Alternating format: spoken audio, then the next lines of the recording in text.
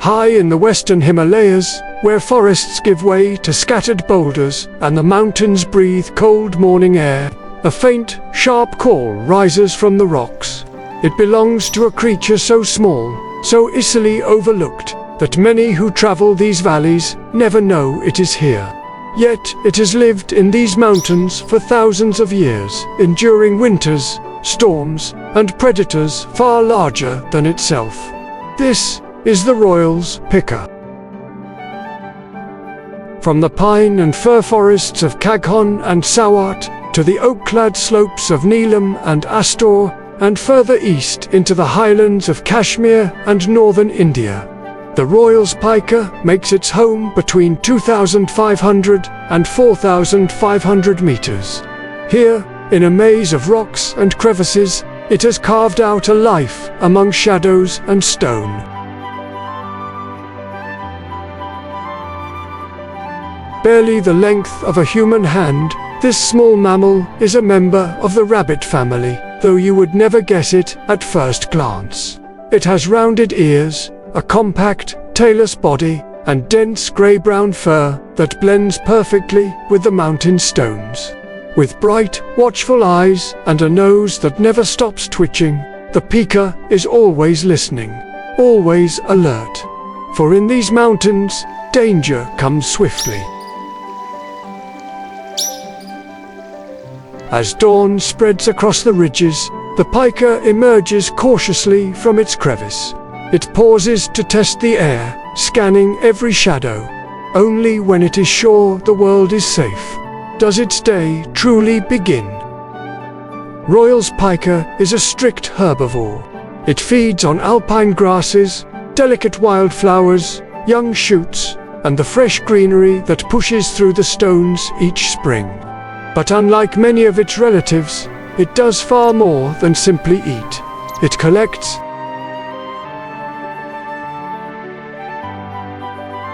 All through the warmer months, the Pika cuts small pieces of vegetation and carries them back to its rocky den.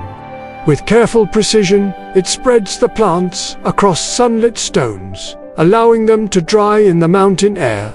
These are the Pika's hay piles. Winter in the Himalayas is cruel.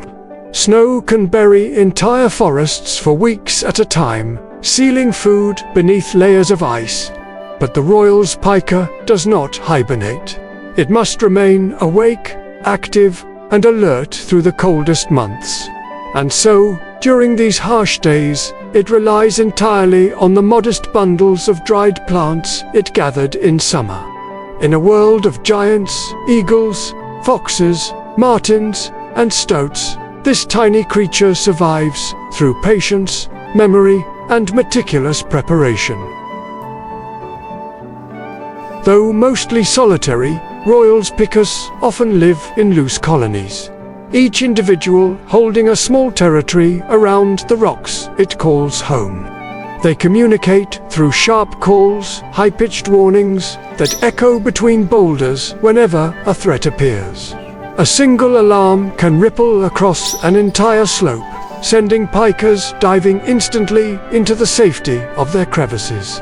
For them, vigilance is life. When spring softens the valleys, new life arrives. The Pika's young grow quickly, learning the rules of survival: feed fast, hide faster, and gather tirelessly for the winter ahead. Though small, these creatures shape the plant life of the alpine meadows and help sustain the predators that depend on them, keeping the delicate balance of the Himalayas intact. In a land ruled by giants, glaciers, cliffs, storms, and eagles, it is remarkable that something so small thrives at all. Yet the Royle's Pika does more than survive. Through discipline, instinct, and sheer determination, it endures, a tiny heartbeat echoing across the Himalayas.